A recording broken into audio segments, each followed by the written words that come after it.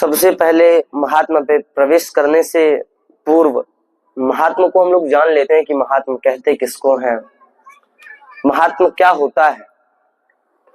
तो महात्मा कहते हैं महिमा को, महिमा यानी महात्मा। प्रायः वैसे सभी ग्रंथों महात्मा की चर्चा इसीलिए होती है कि महात्मा को सुनकर ही पता लग जाता है कि हाँ इस ग्रंथ में क्या लिखा है, मतलब उस ग्रंथ का हमें बोध हो जाता है महात्मा को श्रवण कर लेने से। अब जैसे मान लीजिए किसी भी व्यक्ति से यदि कुछ कार्य बोलते हैं कि भाई तुम ये काम कर दो, तो पहले तुरंत ही पूछ लेता है कि महाराज इसको करने से क्या लाभ होगा। तो यदि हम लाभ को जान जाते हैं, किसी भी वस्तु को करने से क्या लाभ होगा, या हम किसी भी वस्तु के बारे में किसी चीज के बारे में जान लेते हैं, तो उसके प्रति जो है हमारी श्रद्धा बढ़ जाती है। अब जैसे हम जानते हैं कि हनुमान जी महाराज की ऐसी ऐसी कृपा रही है, ऐसा ऐसा जो है उनकी हम लोगों ने कथा सुनी है, राम जी की कथा सुनी है हम लोगों ने, तो हमको उनके ऊपर आस्था है। तो भागवत जी को भी जब हम लोग जान लेंगे महात्मा में कि कैसा धुंधुकारी पापी जो आजीवन पाप करता रहा, और भागवत जी की कथा को श्रवण करने के बाद वो भी प्रेत योनि से जो है मुक्त हो गया। उद्धव चरित्र इत्यादि महात्मा की जब हम लोग कथा को श्रवण करेंगे तो हम लोग को यह ज्ञात हो जाएगा कि भागवत जी का महात्मा क्या है, इनकी महिमा है क्या चीज। तो आइए, भागवत जी के वैसे दो महात्मा हैं, एक पद्म पुराण का महात्मा और एक स्कंद पुराण का। तो आइए हम लोग पद्म पुराणोक्त महात्मा को श्रवण करते हैं।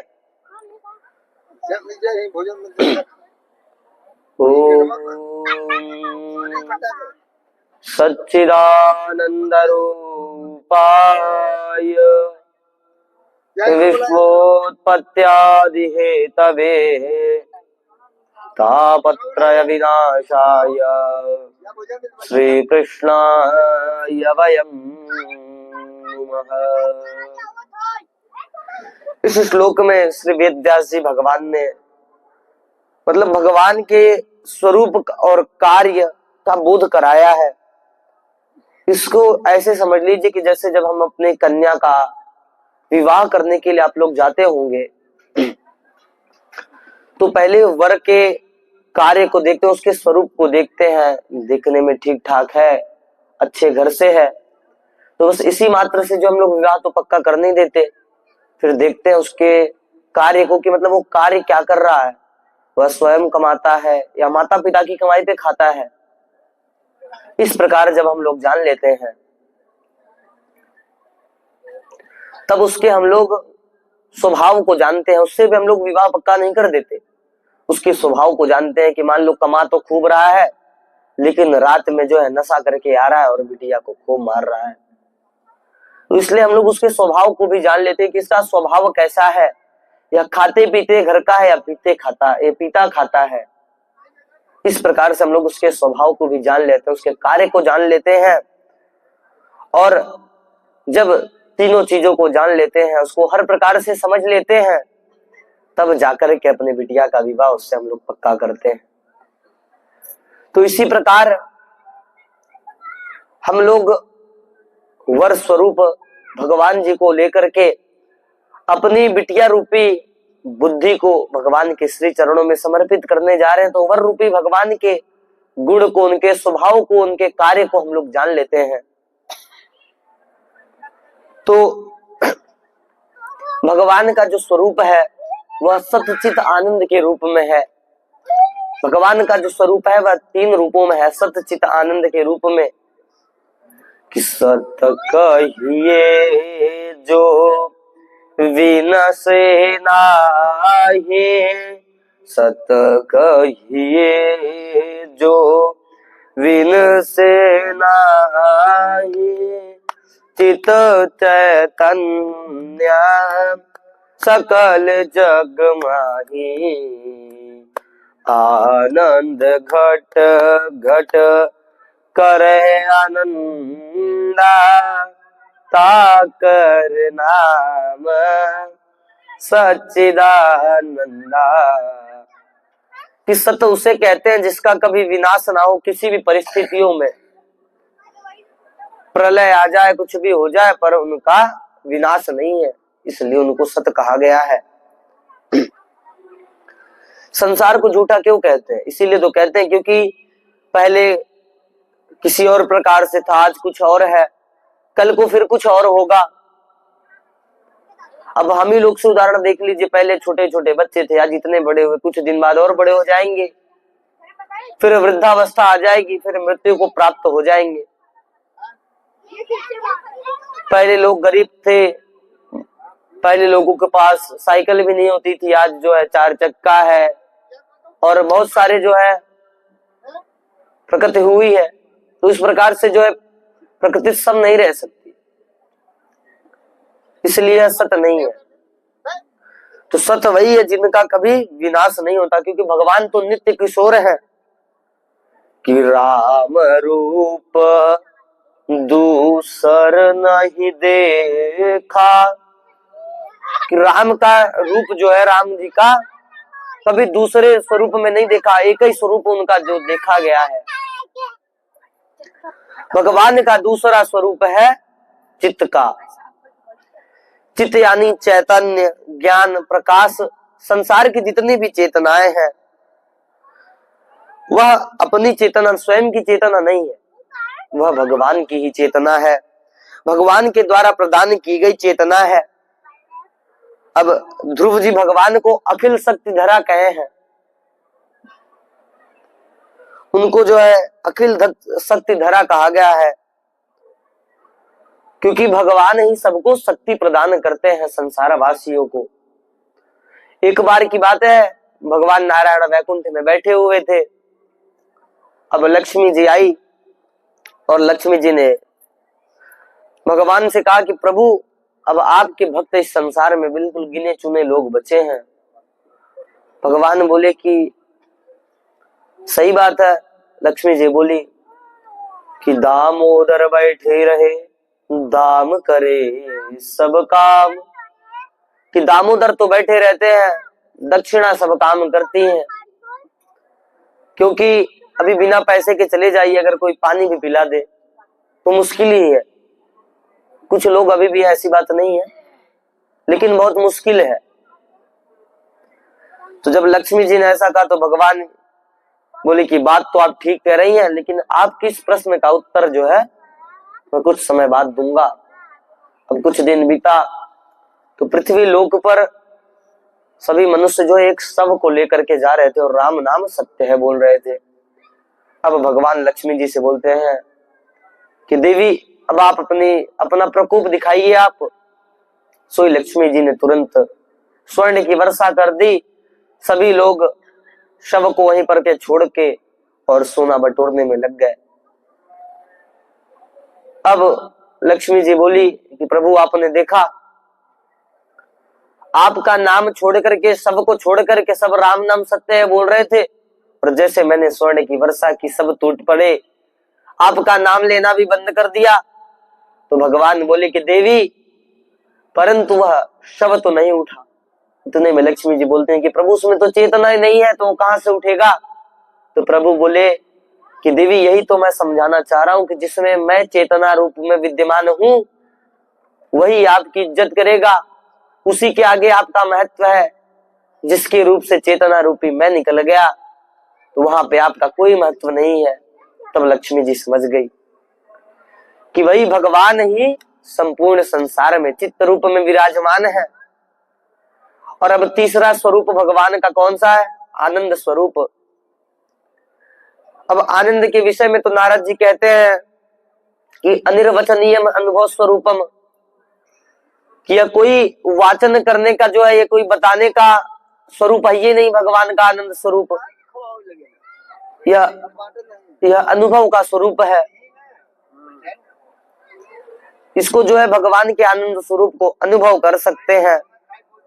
जैसे किसी गूंगे व्यक्ति को, मान लीजिए आपको हम कुछ खिला देते हैं, गुड़ खिला दिए उसको, या कुछ भी मीठा इत्यादि कुछ भी खिलाए, तो उससे हम कहेंगे कि ये कैसा लगा, तो वह इशारे में तो बता सकता है, परंतु उसे बोल नहीं सकता, व्यक्त नहीं कर सकता उसको हमारे सामने। तो इसी प्रकार से आनंद के विषय में नारद जी कह रहे हैं कि इसको जो है बताया नहीं जा सकता, अनुभव किया जा सकता है इनका। कि जो आनंद सिंधु सुख राशि, जो आनंद सिंधु सुख राशि, सी करते त्रय लोक सुपासी। कि जो आनंद सिंधु सुख राशि, सी करते त्रय लोक सुपासी। उन्हीं आनंद सिंधु भगवान की एक बूंद से ही यह संपूर्ण सृष्टि आनंदमयी है। आनंदित हो रही है पूरी सृष्टि। तो ये तो रहा भगवान का स्वरूप, सतचित और आनंद। संत ये भी कहते हैं कि जो सत परमात्मा हमारे चित्त में विराजमान होकर के हमें आनंद की अनुभूति करा दे, वही सच्चिदानंद है, वही है सतचित आनंद। अब भगवान के कार्य को जान लेते हैं, क्योंकि स्वभाव उनका रूप जानने मात्र से थोड़ी ना विवाह पक्का कर देंगे। अपनी बुद्धि का विवाह करना है, उनका कार्य भी जानना है। तो भगवान का कार्य क्या है? उनका कार्य भी बहुत दिव्य है, एकदम इतना दिव्य कार्य है कि ब्रह्मा जी के रूप में सृष्टि को उत्पन्न कर रहे हैं, विष्णु जी के रूप में उसको चला रहे हैं सृष्टि को, और भोले बाबा के रूप में संहार कर रहे हैं। तो सृष्टि की उत्पत्ति और पालन और संहार तीनों भगवान कर रहे हैं। तो भगवान का ऐसा ही जो दिव्य कार्य है। अब भगवान के कार्य को भी जान गए, अब उनके स्वभाव को जानते हैं कि अस स्वभाव कहूं सुना न देखा। कि ऐसा स्वभाव न कहीं सुना है और न कहीं देखा है।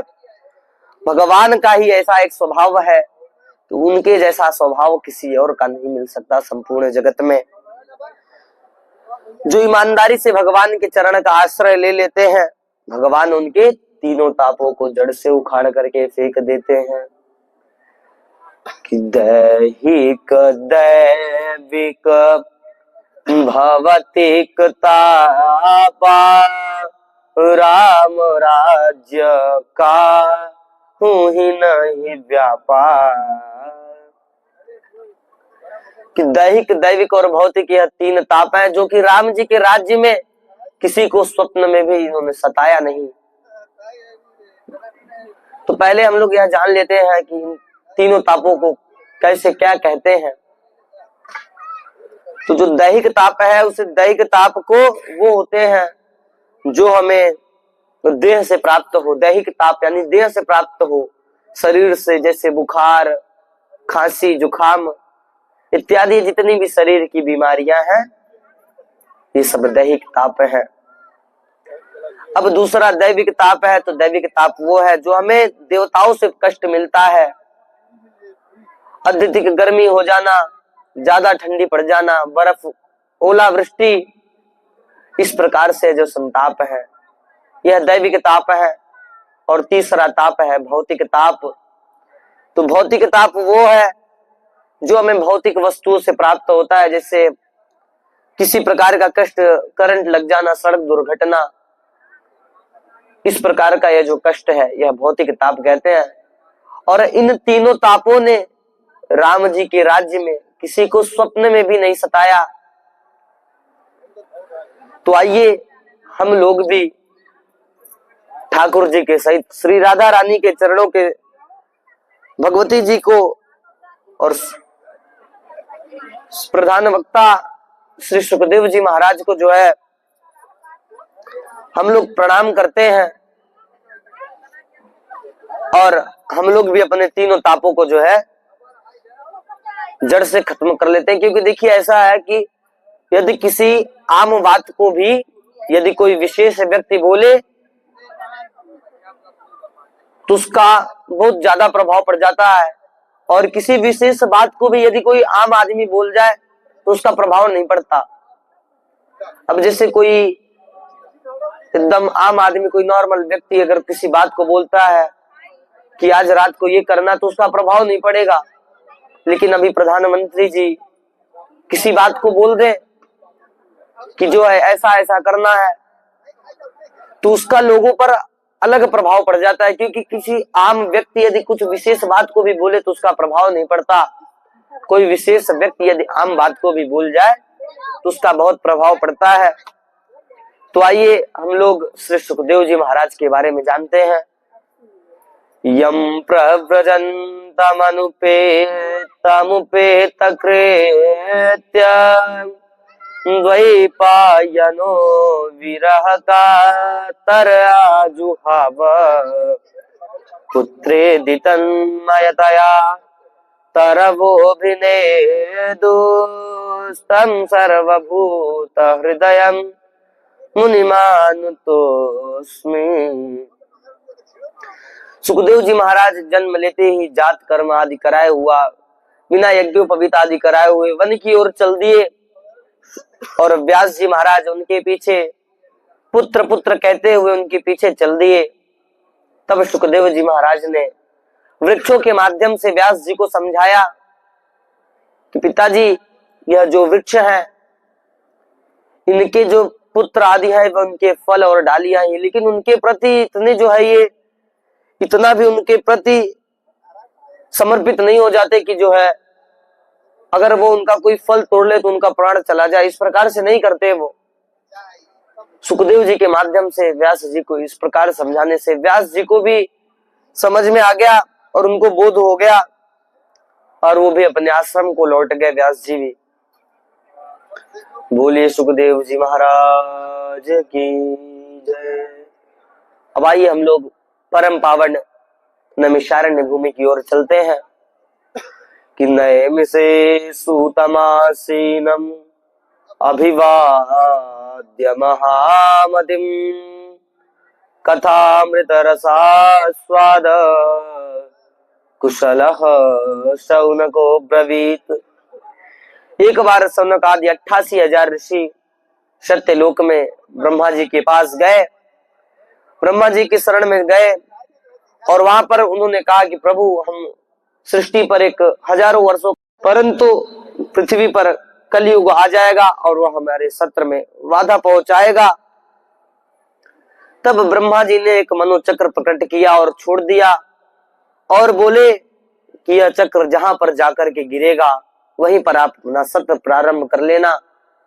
अब वह एक वन यानी कि अरण्य यानी वन, एक अरण्य में जाकर के गिरा। एक वन की नोक यानी निमी, तो एक वन की नोक में जाकर के वह चक्र गिरा, इसलिए उस स्थान का नाम नैमिषारण्य हो गया। उसका नाम, उसे चक्र तीर्थ भी कहते हैं। नैमिषारण्य की परम भूमि पर श्री सूत जी महाराज व्यास आसन पर विराजमान है और 88,000 ऋषिगण श्रोता के रूप में विराजमान है। उन महात्माओं का प्रतिनिधित्व करते हुए कथामृत का पान कर रहे हैं और परम कुशल शौनक जी सूत जी का अभिवादन करते हुए सूत जी से प्रश्न किए कि अज्ञान ध्वांत विध्वंस कोटि सूर्य समप्रभ सूताख्या ही कथा सारम मम कर्ण रसायनम। कि अज्ञान ध्वांत विध्वंस, अब शौनक जी निवेदन कर रहे हैं सूत जी से कि सूत जी महाराज, आपका यह जो ज्ञान है अज्ञान ध्वांत विध्वंस कोटि सूर्य समप्रभ, आपका ज्ञान हमारे अज्ञान रूपी अंधकार को नष्ट करने के लिए करोड़ों सूर्य के समान है। करोड़ों सूर्य का कहने का यहाँ पे अभिप्राय यह है कि मान लीजिए एक सूर्य है तो वह जिस स्थान में रहेंगे उस स्थान में जो है प्रकाश रहेगा और जहां पर नहीं है वहां पर अंधकार रहता है।